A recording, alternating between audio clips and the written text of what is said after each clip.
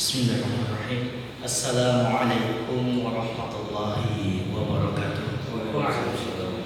Alhamdulillah, alhamdulillahi haqqa hamdih wa ridha nafsih wa zinata arshih wa midada kalimatih. Walhamdulillahi haqqa hamdih nahmaduhu wa nasta'inuhu wa nastaghfiruhu wa natubu ilaih wa la na'budu illa iyyahu wa natawakkalu alaihi. Allahumma salli wa sallim wa barik ala sayyidina Muhammadin wa ala alihi wa ala ashabihi wa man tabi'ahum bi ihsan ila yaumil hadza wa ba'di, amma ba'd. Jamaah dari Majelis Mu'alaf Center Yogyakarta yang dimuliakan Allah. Masjidnya apa namanya sih? Sini Gedung Dakwah. Gedung Dakwah Mu'alaf Center. Alhamdulillah, di tempat yang penuh keberkahan ini kita diberi kesempatan oleh Allah SWT untuk bersama-sama ya menimba ilmu yang mana menambah referensi setingkat demi setingkat naiknya kualitas keimanan, naiknya kualitas ketakwaan. Maka ini menjadi salah satu wasilah atau penghubung atau cara diri kita untuk ada progres. Manusia itu harusnya punya progres. Ini ada spidol bisa saya pakai nanti. Iya. Masya Allah, ahlan ahlan. Nah, ini semua dengan kesempatan kita kali ini, maka ini adalah nikmat Allah Subhanahu wa Ta'ala. Ini bisa saya coba tadi ya. Boleh. Ini nikmat Allah Subhanahu wa Ta'ala. Seringnya kita menganggap nikmat itu ya cuma sekedar apa? Nikmat apa? Makan, minum, berkeluarga, apalagi nikmat sosial, nikmat apa lagi? Tapi kadang kita lupa kalau ada salah satu nikmat yang mana kita itu nikmatnya luar biasa. Apa itu? Manusia dalam kesehariannya itu pasti punya apa? Harapan. Punya harapan.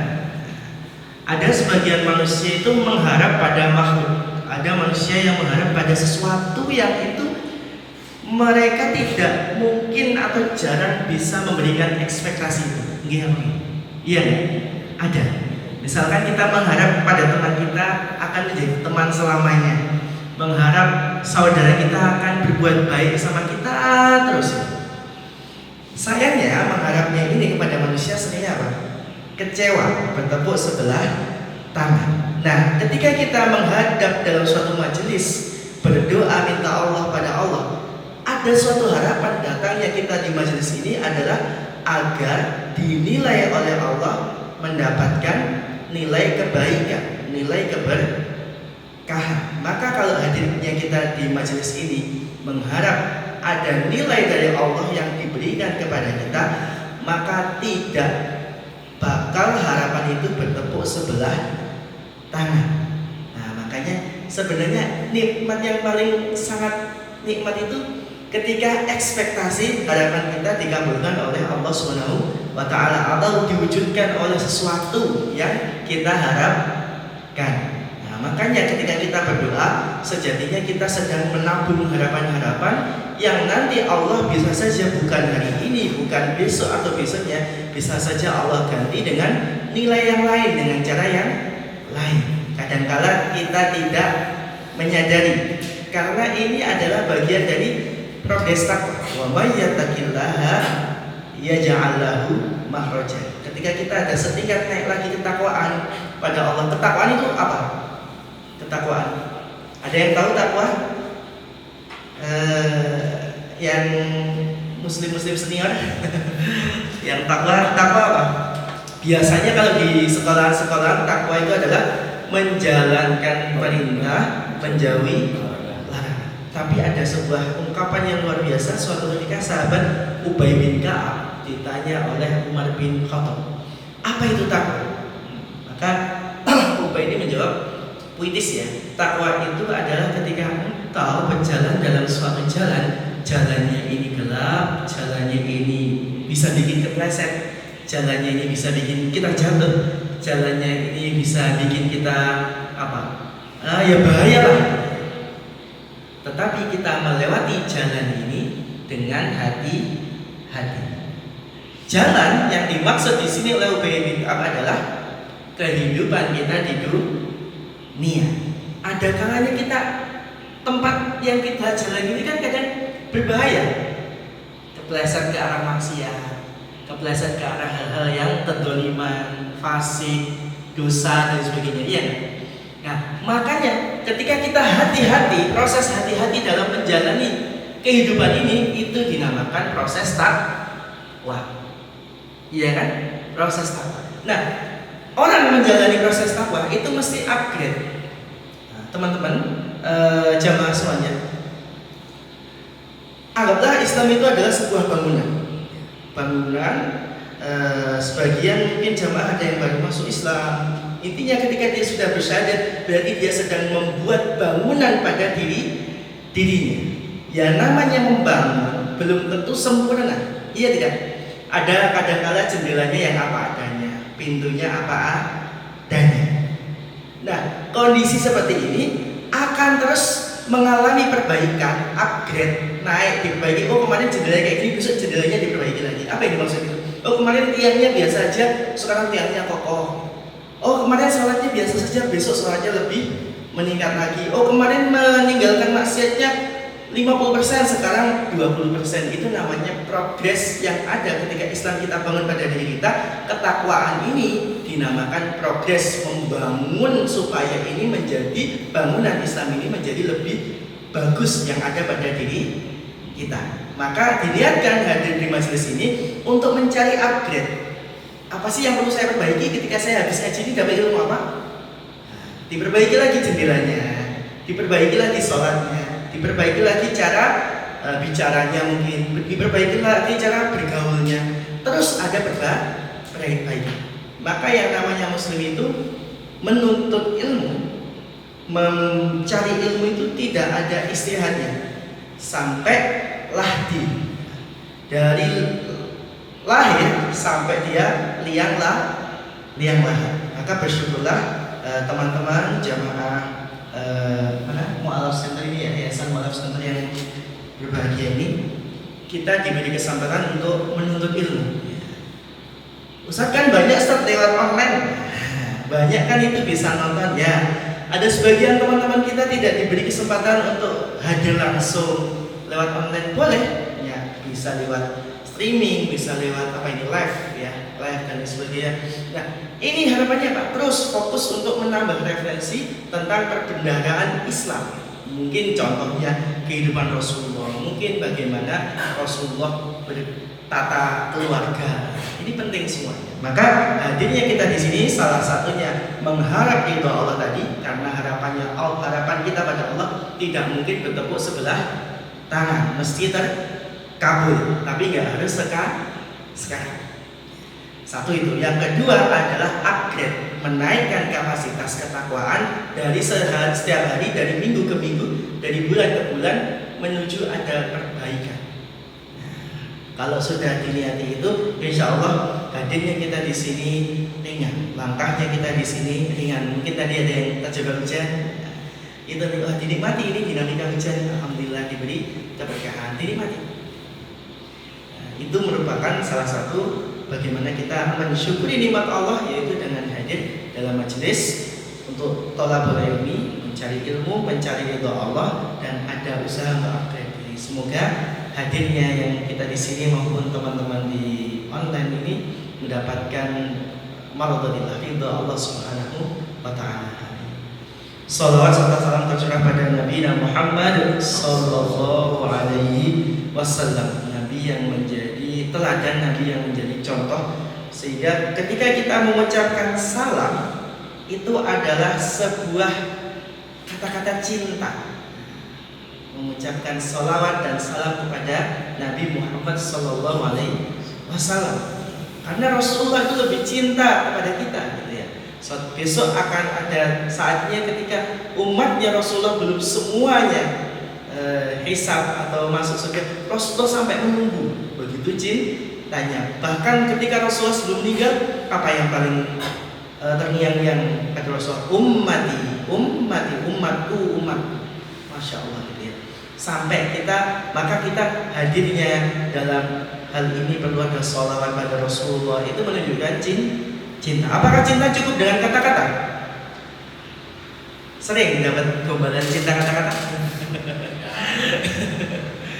Sudah nggak butuh kata-kata, butuhnya uang gitu. Ini beras mau habis mas gitu. Oh aku cinta kamu gitu. Ternyata tidak, butuh bukti. Makanya kalau kita mengucapkan sholawatnya seharusnya tidak hanya di mulut saja, tetapi tingkah lakunya itu menunjukkan kecintaan pada Rasulullah. Apa contoh termasuk ada bukti cinta pada Rasulullah? Satu, mencintai Rasulullah dan para sahabat dan para keturunannya. Yang kedua, mencintai Rasulullah dengan cara mengikuti sunnah-sunnahnya, bagaimana berpakaian, bagaimana berperilakuan, bagaimana berkehidupan, bagaimana bangun tidur sampai tidur lagi. Cari referensi Rasulullah sebelum tidur, apa yang dilakukan Rasulullah waktu setelah tidur, bangun tidur, apa yang dilakukan ya? Hujan gitu ya. Jadi semuanya ditiru. Oh ini itu namanya cinta. Orang kalau cinta kan pengen apa yang punya fans siapa? MU. Kasurnya, bajunya, apanya itu ada tulisan logonya MU misalnya. Nah kita atau ngikuti kalau yang pinter main bola, dribblenya siapa? Dribblenya yang defense-nya Messi atau siapa? Ditiru kan? Oh aku berusaha gitu. Kalau kita cinta pada Rasulullah, saya juga ikut kan? Oh Rasulullah kalau sama keluarganya seperti ini. Oh Rasulullah ketika sama anaknya seperti ini. Oh Rasulullah mencari jodoh seperti ini. Nah itu tanda cinta. Maka selain dibuktikan, nanti kita ada kecintaan untuk mengucapkan tingkah laku menunjukkan rasa cinta itu juga perlu diwujudkan. Apa kira-kira yang saat ini sudah ada tanda-tanda salah satu? Oh saya ikut mencintai Rasulullah. Buktinya apa sekarang? Saya mah jangan jengkel. Oh boleh. Apa? Saya kalau makan sebelumnya naruh garam di jari.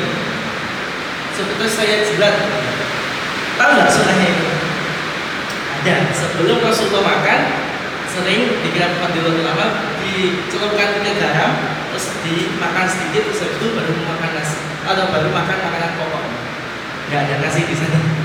Jadi seperti itu. Nah itu cinta. Apa salah satu? Oh saya di saku selalu ada siwak. Boleh. Jadi ada menunjukkan kayak kecintaan Rasulullah SAW, sehingga kita memantaskan diri supaya apa? Dilirik pada Rasulullah nanti ketika di Kautsar telaga Kautsar. Karena ilaman abad kecuali ada yang nggak mau ikut Rasulullah ada. Dia sholawat, cinta, tapi nggak mau niru cara Rasul. Ilaman abad kecuali yang enggak ada yang enggak. Makanya jangan sampai kita termasuk orang-orang yang enggan. Itu kita ada usaha untuk meniru, ada usaha mencontoh. Ada kajian sikap di sini. Alhamdulillah. Terus dipelajari sampai tahu sisi apapun yang ada pada Rasulullah supaya kita bisa mencontoh, dan semoga dengan mencontohnya kita menjadikan salah satu wasilah pantas nanti mendapatkan syafaatnya di Allah. Amin ya rabbal alamin. Jamaah yang dimuliakan Allah, sesuai kemarin tema kita akan melihat mengupas sedikit. Sebenarnya nggak cuma surat Ibrahim ya, nanti akan saya banyak kaitkan dengan beberapa surat lain yang berkaitan tentang ini. Perumpamaan muslim itu, kalimatnya muslim itu atau muslim itu layaknya sebuah pohon. Sering sekali Allah mengungkapkan muslim itu dengan banyak. Muslim diibaratkan dengan nahal, lebah. Ada yang tahu muslim dikaitkan dengan apa? Di hadis, muslim yang suka baca Quran mirip dengan buah apa? Utrujah. Utrujah itu jeruk yang kecil, yang dia manis, kulitnya manis, dalamnya manis, baunya harum. Jeruk apa namanya? Kumput. Kalau dia, ya ini bisa dimakan sama kulitnya ya. Untung nggak dimakan sama pohonnya. Wih, pohonnya manis. Habis ya jadi berdua itu. Jadi ada itu namanya muslim yang baca Quran. Muslim yang tidak baca Quran seperti tamar, kurma. Allah memberikan perumpamaan itu untuk apa? fa'tabiru ya ulil absar, supaya kita mengambil iktibar, mengambil nilai apa sih yang perlu ditiru gitu. Yang mana semua hampir di masyarakat kita, ranah sosial, ranah teknologi apapun, banyak terinspirasi dari alam. Gedung ini terinspirasi dari alam apa? Ceker ayam bangunannya, ya kan? Pesawat juga dari burung, apalagi kamera mungkin bisa dari apa? Ini mata manusia, itu kan ngambil inspirasi. Nah, ada nilai yang lebih dari sekedar nilai inspirasi itu, yaitu nilai yang ada pada manusia itu sendiri yang menaikkan kapasitas tidak hanya sekedar kepentingan dunia, tetapi bernilai akhirat. Orang yang tahu ceker ayam ini difasilitaskan untuk membangun gedung dan dia seorang muslim, penemunya misalkan value-nya lebih tinggi daripada dia yang tidak muslim. Mungkin mereka cuma dapat pamannya dibalas di dunia, tetapi seorang muslim dibalas juga di akhirat. Nah, ini bakal perlu kita ketika ada sebuah perumpamaan kita mengambil iktibar, mengambil contoh, mengambil perhatian untuk diambil ibrah. Contohnya ini, A'udzubillahi minasyaitonirrajim. Bismillahirrahmanirrahim. Alam tara kaifa daraballahu masalan kalimatan thayyibatan ka syajaratin thayyibatin asluha sabitun wa far'uha fis sama. Perumpamaan ya. Di sini disebutkan kalimat thayyibah. Kalimat thayyibah itu apa? Value-nya manusia itu apa? Ini manusia. Value-nya apa?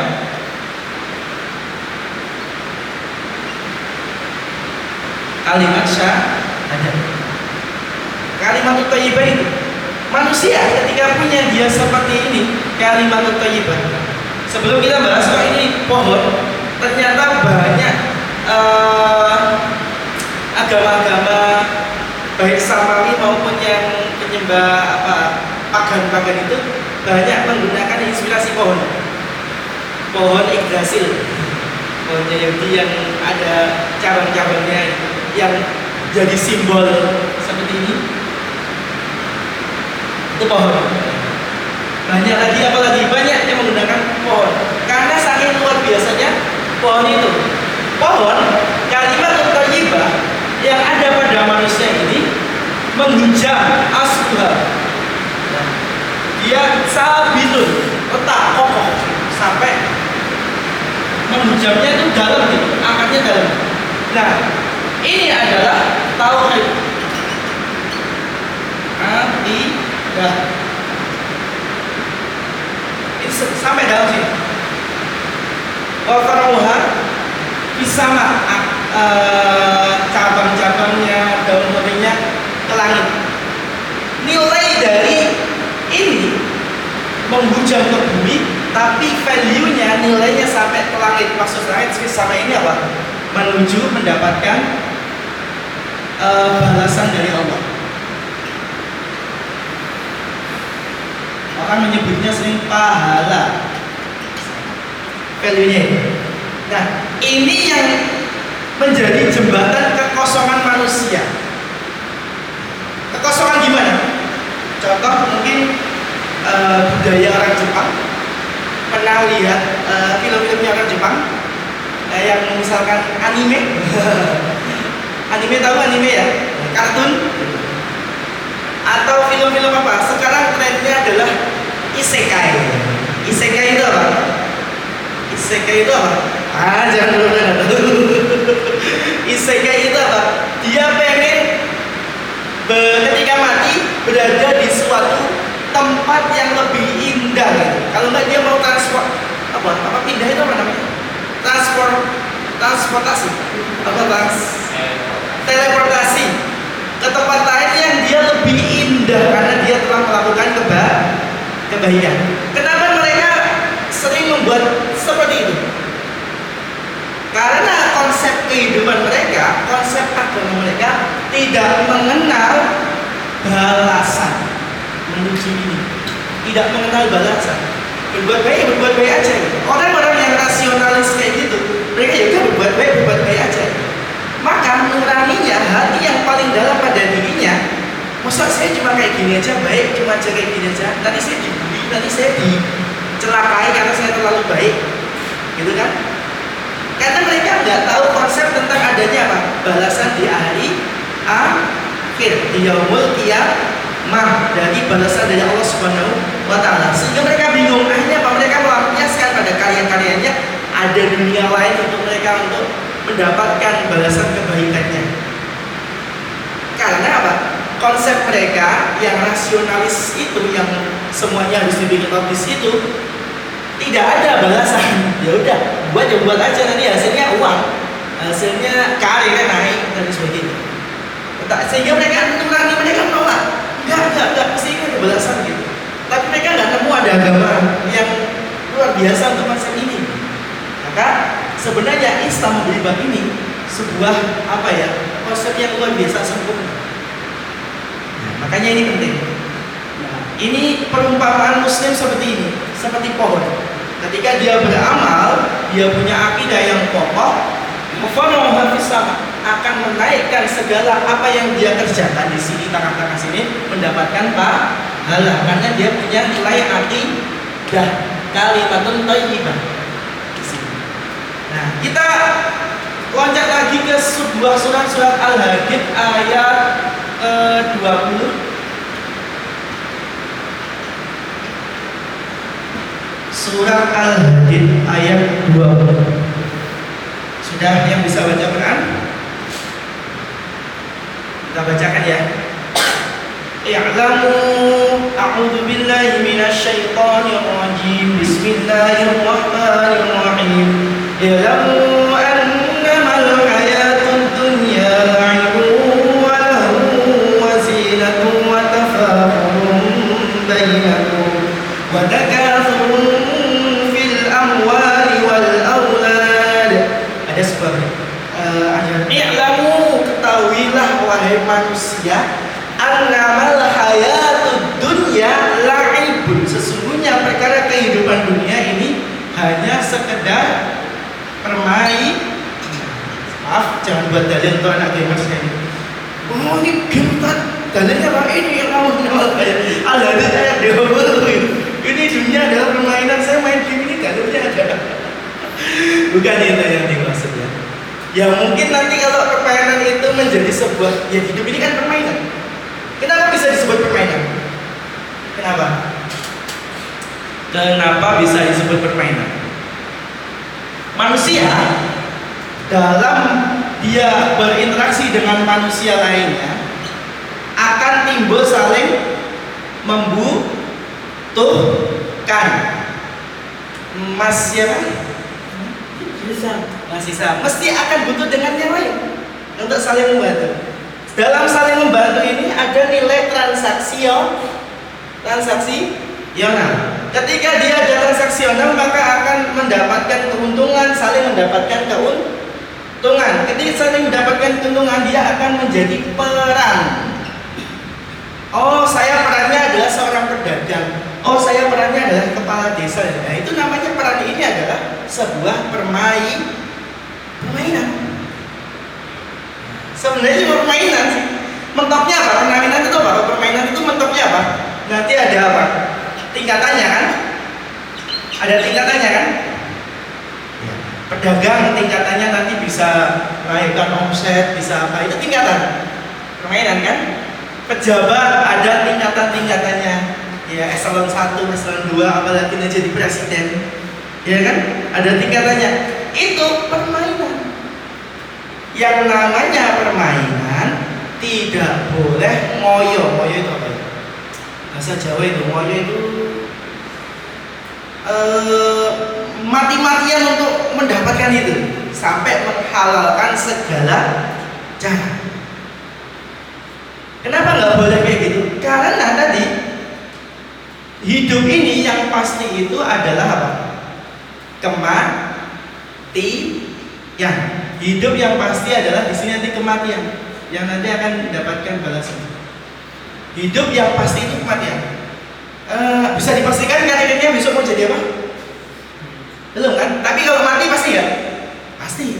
Berarti hidup itu yang pasti kematian. Ya, wong nanti sampai puncak aja juga akhirnya mati, nggak sampai puncak juga akhirnya mati. Ngapain mati-matian untuk mendapatkan peringkat-peringkat ini? Maka dikejar sesuai porsinya aja. Maka Allah akan berikan, oh porsi saya mungkin cocoknya sekretaris, ya udah sekretaris saja. Oh saya cocoknya mau bendahara, ya udah bendahara, nggak usah pengen jadi kepala, jadi presiden, jadi apa, nggak usah. Karena tahu di diri besok juga mati. Ketika kita bermain curang dalam permainan ini, yo nggak berguna. Ngapain ngejar sesuatu yang nanti nggak dibawa mati. Nah, itu dinamakan la'ibun, permainan mengambil peran. Saat ini perannya jadi apa? Di sini perannya jadi apa? Security.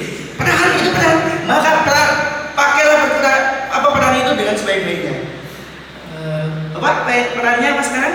Santri, Pak. Apa? Santri. Tolak balik perannya mencari ilmu. Perannya? Apa? Pejabat. Ya boleh. Dilaksanakan itu. Bukan penjual obat ya. Gitu. Nah, ini peran ini harus dijalankan dengan jujur, dengan apa namanya? Ya apa adanya gitu. Enggak boleh ngoyo untuk curang gitu, enggak boleh. Nah, ini pesannya itu. La'ibun walahun, kesia-siaan. Wazinatun, memamerkan kekayaan, mungkin update iPhone gitu ya. Update apa, itu macam gitu aja dunia. Mau apa gitu. Wazinatun wa tafakhurun bainakum wa takatsurun fil amwali wal aulad. Banyak-banyakan, anakmu udah berapa? Udah sampai fase itu? Belum, yang ini belum, yang depan ini belum. Bapak sudah fase, anakmu berapa? Gitu, kuliahnya itu gitu ya. Ya itu dunia kayak gitu kan. Mentok seperti itu. Terus habis itu muda, terus besok mati, sudah selesai gitu. Iya kan? Ada yang lagi fase apa? Oh anak saya udah 3, ini satu dia bisa jalan, satunya bisa salto, gitu. Cuma itu. Wa tafakhurun bainakum wa takatsurun fil amwal. Banyak-banyakan harta, cuma gitu aja. Wa takatsurun fil amwal kamatsali ghaisin a'jabal kufar. Sebagaimana menakjubkannya kufar. Wah, kufar apa kufar? Kufar itu adalah petani. Kenapa disebut petani adalah kufar? Karena dia menutup biji-biji ketika ditanam. Nah, itu namanya kafir. Orang yang menutup biji di sini untuk ditanam. Makanya istilah di Islam, selain Islam namanya kafir, menutup diri dari hidayah. Maka sebutannya kafir. Oh kamu menutup diri dari hidayah, oh enggak apa, halus gak sebenarnya?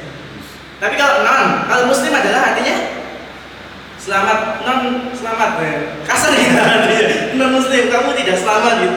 Tidak selamat dengan kamu menutup diri ya dari hadiah ini ya. Sebenarnya secara harfiah, secara arti enak mana? Kafir. Tapi karena sering digunakan untuk teriak-teriak kafir, itu jadi jelek, jadinya kelihatan gesturnya dan sebagainya. Padahal itu istilah paling gampang. A'jabal kufar. Seperti halnya menakjubkannya orang-orang petani. Ada yang sini orang tuanya petani? Petani. Kalau petani itu apa? Nabatuhu, tanamannya. Sumaya hiju, fatarahu musfarun, sumaya kunuk utama, wabil akhirati adabjad. Jadi petani itu senang pas kondisi tanamannya mulai tumbuh jadinya manusia gitu. Wah, lagi muda, lagi semangatnya, karirnya lagi lonjak naik. Besoknya sudah mulai menguning. Terus habis itu siap di obat matinya. Jadi mati. Itu seperti itu. Wabil akhirati adabun syadid wa maghfiratun minallahi ridwan wa mal hayatud dunya illa mata'ul ghurur. Kalau cuma seperti itu ya cuma kesia-siaan cuma seperti itu, nggak ada nilainya. Kalau cuma main-main dan lain sebagainya. Terus gimana kita peran sebagai muslim? Kalau kita sudah tahu hidup ini cuma permainan, mengambil peran, kepastiannya adalah mati. Sedangkan kita butuh value, akidah kita ini juga harus membuahkan sebuah amal yang nanti melangit pada Allah. Tugasnya apa sekarang?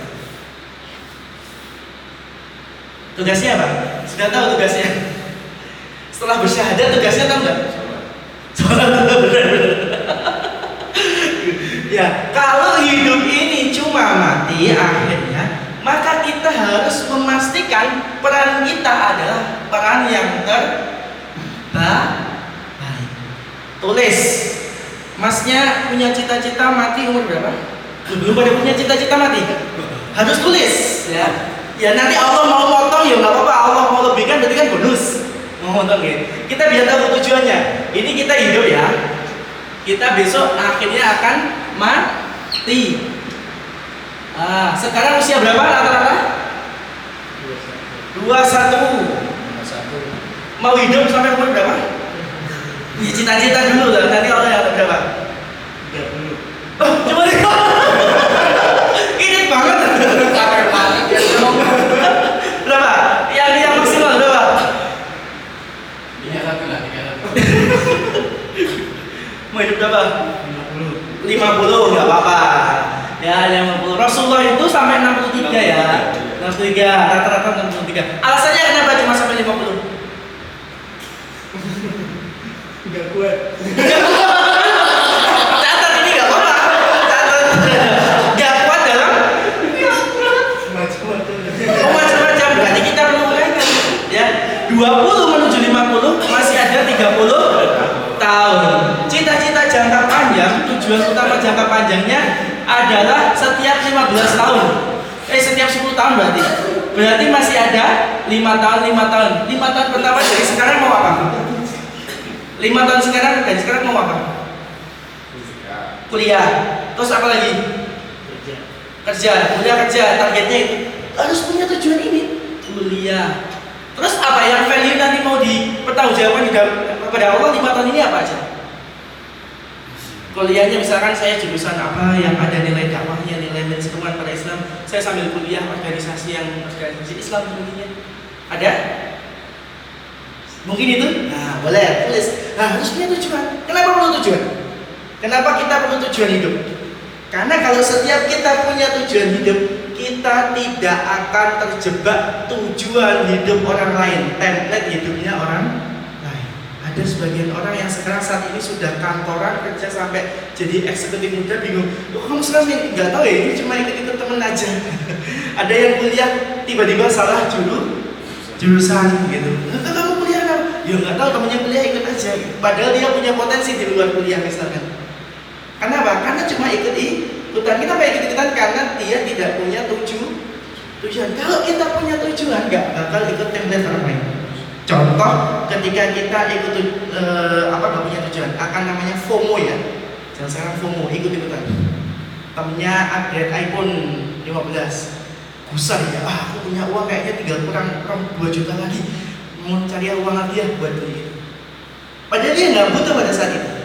Ya, karena tidak punya tujuan, akhirnya ikut tujuannya orang lain. Naudzubillah kalau hidup kita cuma untuk ikut-ikutan orang lain. Iya tidak? Bapak sekarang usianya berapa Bapak? 27. Berapa? 47. 47 misalkan ya. Sekarang udah, ini kalau nggak tahu lagi. Punya cita-cita sampai berapa usia? Kalau kita pengen ini, cita-cita ini bukan cita-cita hidupnya kita, tapi cita-cita yang membuat kita hidup ini berguna terus sampai usia itu. Nah, kan kadang kita dipatahkan ya, kepikunan, sakit dan sebagainya. Kira-kira pengen apa Pak sampai usia berapa? Sampai anak saya itu lulus. Sampai lulus berarti?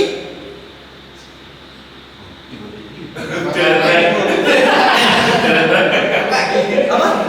Delete lagi ya. Oh, berarti berapa misal 6 itu kayak Rasulullah ya, 63. 63 hitungannya anaknya udah nikah lah ibaratnya. 63 berarti dari 42 ke sini ini sudah punya tujuan apa sekarang? Perbarui Pak, tujuannya perbarui sekarang. Saya harus punya satu amalan yang luar biasa produktif yang kayak bilang wudhu saja bersihkan itu jadi amalan produktif, punya cita-cita itu. Terompahnya sampai ke surga. Misalnya saya harus punya amalan yang nanti di surga menjadi andalan saya. Tulis di sini.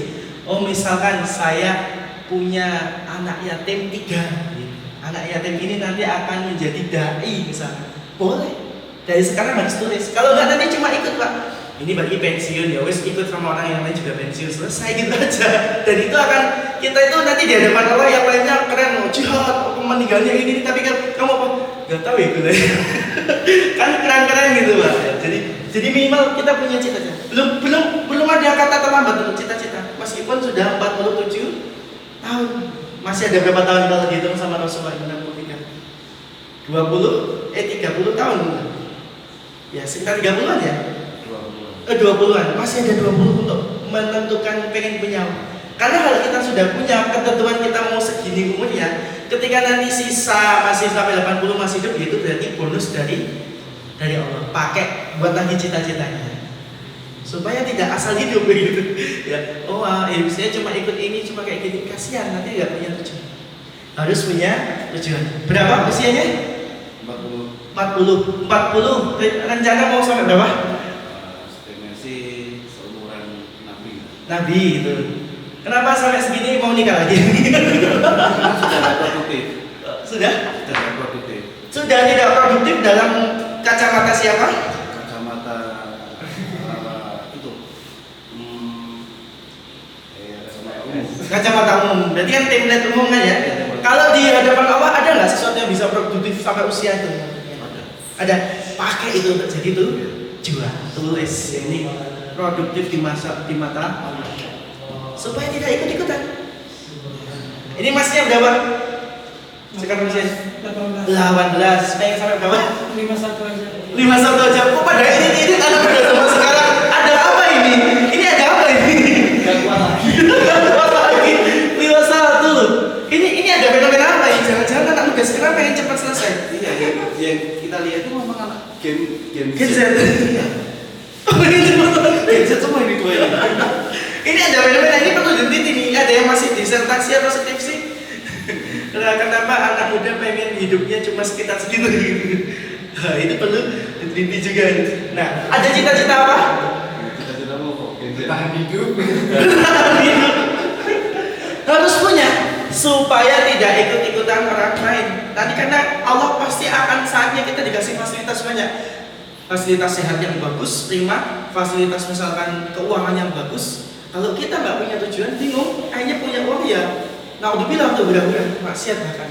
Tapi kalau kita punya tujuan, saya punya tujuan adalah mengembangkan Mualaf Center ini misalkan 4 cabang di Jogja, utara, timur, barat gitu. Itu kalau punya uang, wow, udah punya cita-cita ya bro, iya nggak?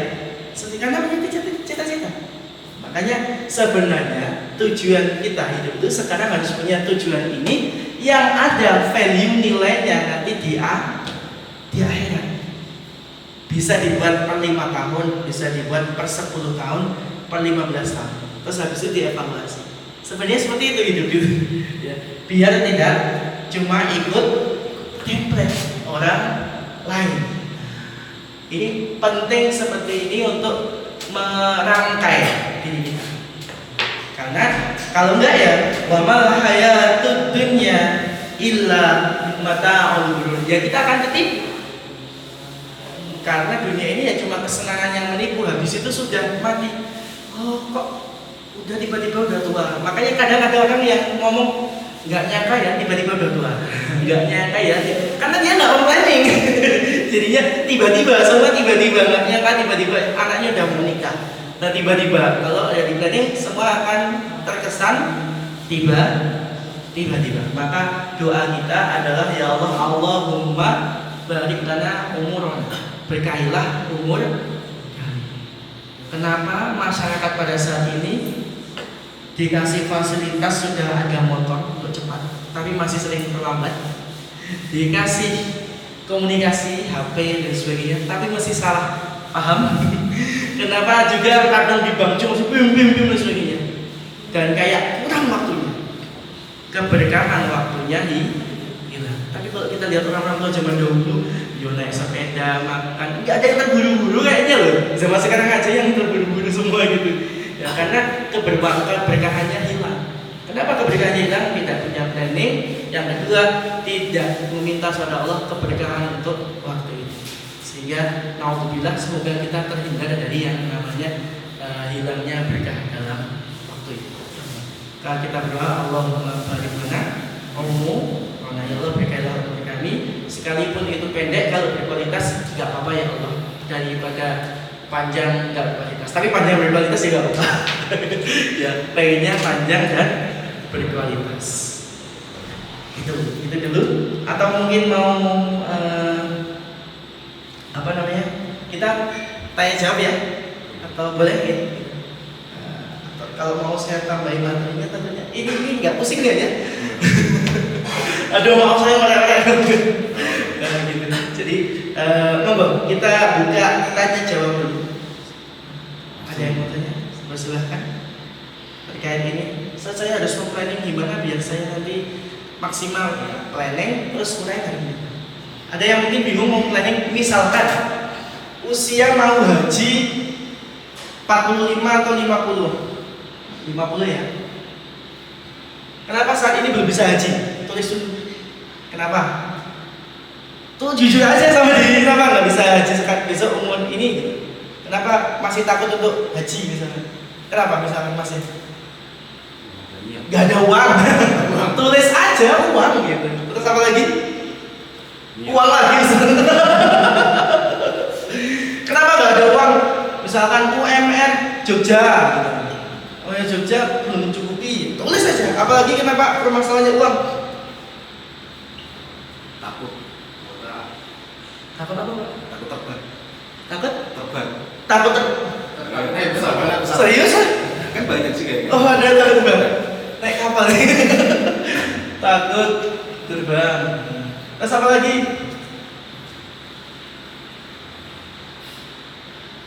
Sebenarnya uang sih. Ya apa?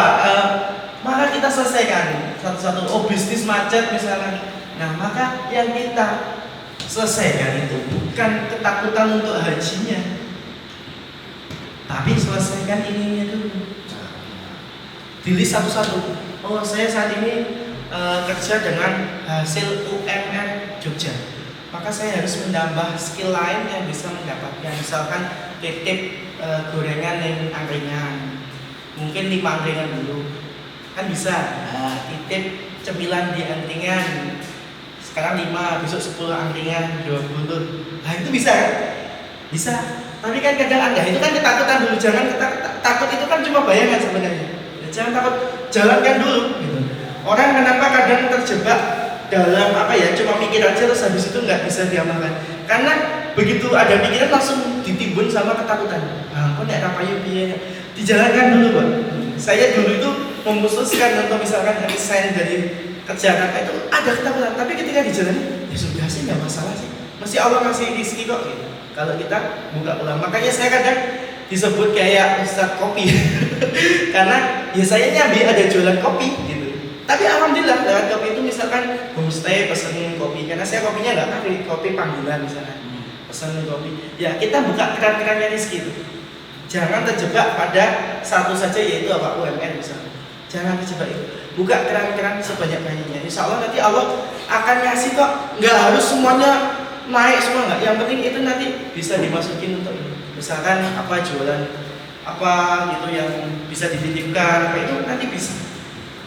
Jadi diselesaikan satu-satu ketakutannya itu. Oh saya takut ketinggian, ke psikolog kan, psikiater kan, ke psikiater konsultasi gimana supaya nggak ini, atau latihannya ke kolam renang yang ada loncat jauh gitu, naik tinggi gitu.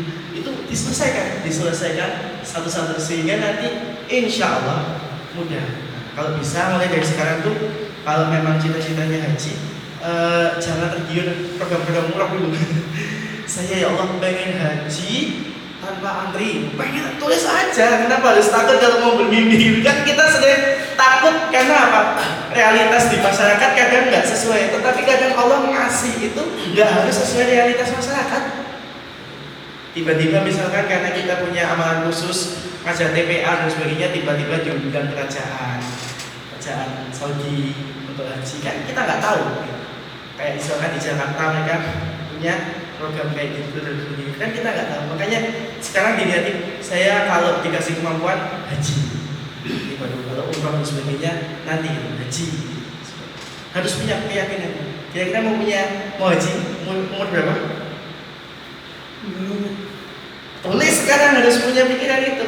Ya gimana Allah mau ngasih hajinya kalau kita nggak sesuai prasangka hambanya? Allah bersama prasangka hambanya. Bisa insya Allah bisa. Makanya harus di planning dari situ. Monggo yang mau bertanya? Ada yang mau bertanya?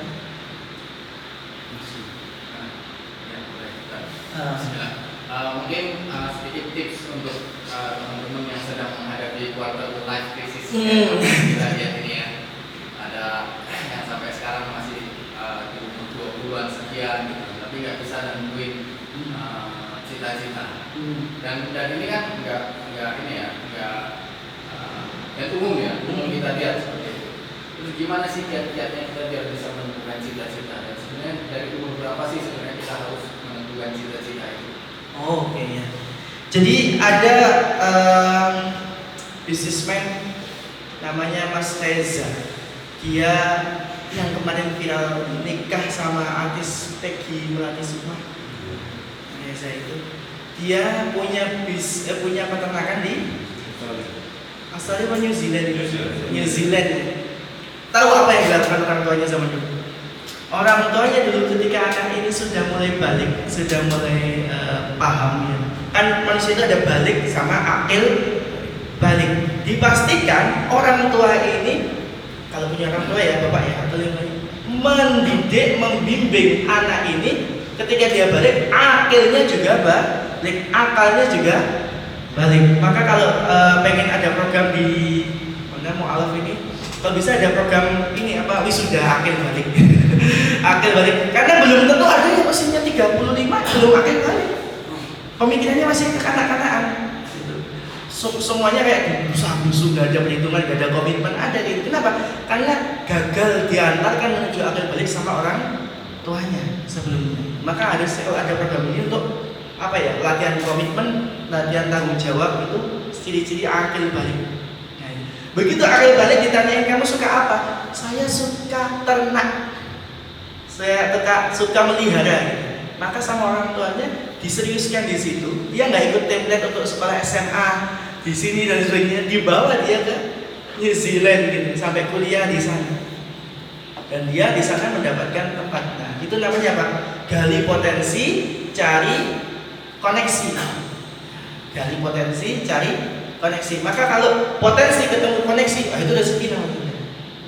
Potensinya saya adalah seorang spesialis kopi misalnya. Ketemu orang yang saat itu pengen kumpulan butuh kopi, itu kan jaringan kan ya? Koneksi kan, akhirnya ketemu, jadilah rizki. Maka yang pertama adalah satu, gali ketika kita sudah balik adalah pastikan kita bisa akil balik, karena ketika sudah akil balik kita akan bertanggung jawab. Ini balik ini secara fisik, akil balik ini secara akal ya. Dia akan bertanggung jawab. Nah, harusnya dari situ sebenarnya nggak nunggu sampai 20. Kelemahan pendidikan kita kan baru kuliah, baru dikasih jurusan untuk SMK kan. Padahal begitu balik dia sudah mulai harus bisa dikenali dia pinter apa saja, suka apa saja. Dan ketika orang melakukan dengan suka itu kan akan menjadi idealismenya. Orang sekarang nyebutnya passion. Sebenarnya nggak harus passion, tapi kalau kita senang melakukan itu kan bebannya nggak berat-berat banget daripada orang yang melakukan tanpa suka gitu. Meskipun juga kadang harus dipaksa suka itu gimana? Maksa suka nggak ada sebenarnya. Jadi cari yang itu memang ahli. Ketika sudah ahli dipastikan itu bisa menjadi maisha, bisa untuk menanggung kehidupan. Jadi sekarang udah bisa. Suka apa? Ya wanita jelas lah. Suka apa yang lain? Yang apa? Suka apa yang kira-kira bisa menghasilkan uang? Apa? Menulis? Pernah nulis apa? Belum? Nulis apa lagi? Status WA.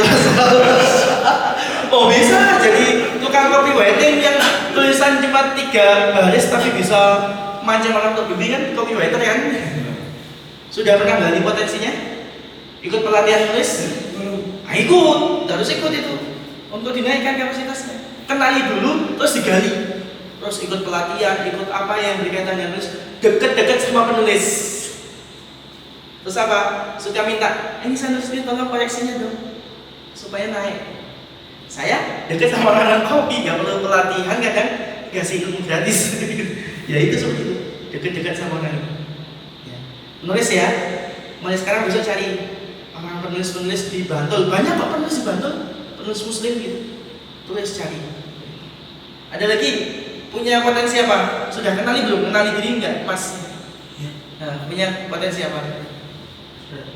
Apa? Traveling. Traveling. Oh, suka pergi-pergi gitu. Kayak Joko Kendir itu. Itu sebenarnya dia punya potensi keliling-keliling traveling.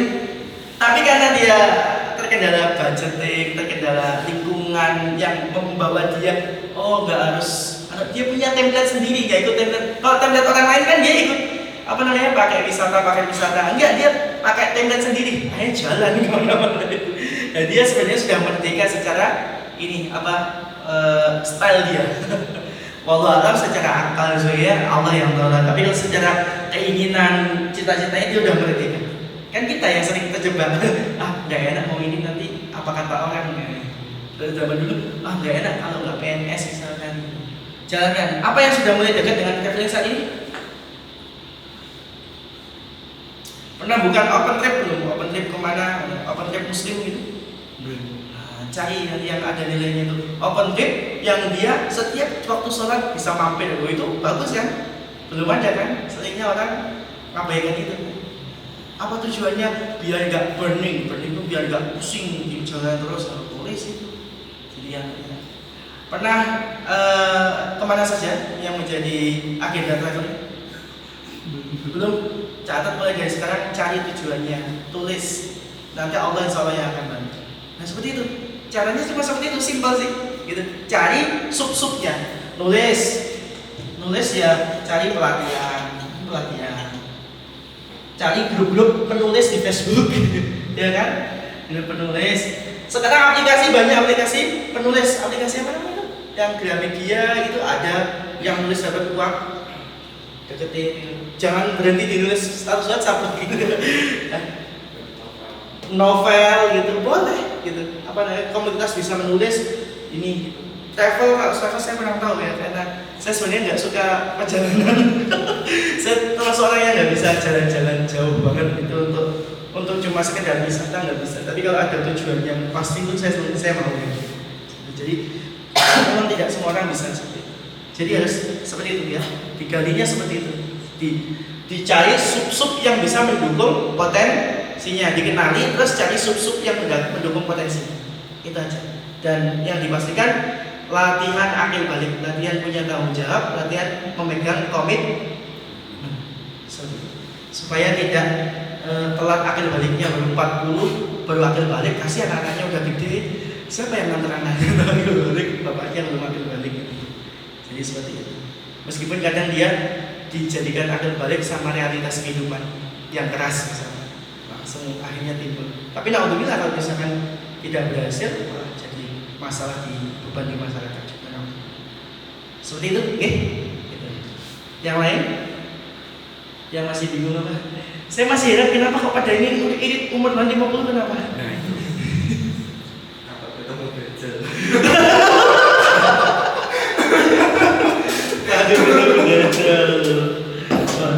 Emang sudah dipastikan 50 itu. Kalau ternyata pas umur 49 gimana? Ternyata yang dibelah itu.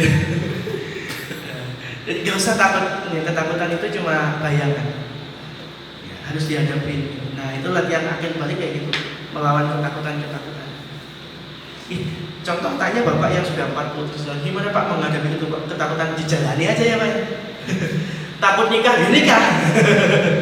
Gitu ya. Istri saya takut saya nikah lagi, ya udah nikah lagi karena takut. bukan itu. Ya, jadi apa namanya, melawan ketakutan dihadapin. Sejauh ini dihadapin kan, ya mas ya. Usia berapa mas? 31 sudah nikah, sudah punya anak, belum, insya Allah enggak nikah. Dulu sempat takut gak nikah gimana ini? Sempat sih, sama Mas Ridwan dari Wakanda bilang kalau udah punya gaji sekian dan udah siap nikah, kamu bilang ke ibu aja. Oh gitu. Dihadapin Abdullah juga aja. Biasa kan?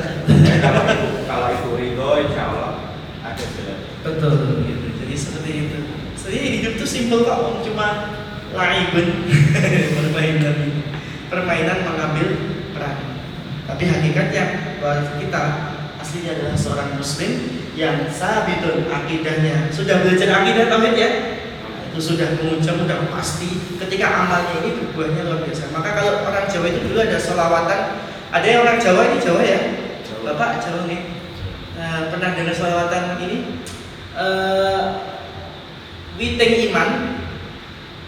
Witing iman, terus pange sholat, godong sholawat, kembangi dikir, woe amal kang soleh. Tahu artinya? Setelah akarnya adalah akidah yang kokoh, pohonnya adalah pohon iman. Rantingnya adalah ranting diwujudkan dengan sholat, kemudian daun-daunnya sholawat, bunganya adalah zikir, semuanya menghasilkan buah yaitu amal soleh. Maka amal soleh nyembelihnya ayam orang yang sholat beda dengan sembelihan ayam orang yang tidak sholat. Itu value yang paling gampang ini, nilai yang paling gampang itu. Mau makan sembelihannya orang yang tidak sholat? Nggak mau, karena beda value-nya sudah. Seperti itu. Jadi value iman sabitun sampai ke Allah itu nggak bisa ditandingi. Itu aja. Nggak ada yang tanya lagi. Kita tutup dengan doa kafaratul majelis.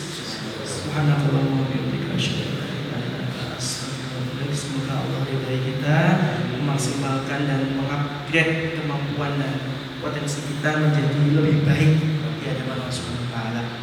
Alhamdulillah. Assalamualaikum warahmatullahi wabarakatuh.